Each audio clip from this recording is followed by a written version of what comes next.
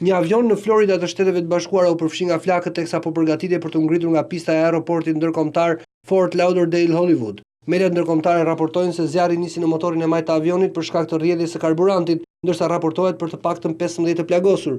Pasagerët dhe ekuipazhi u evakuan menjëherë dhe flakët u arritën të shuhen, por njëri nga personat e lënduar ndodhet në gjendje të rëndë me plagë të shumta në trup.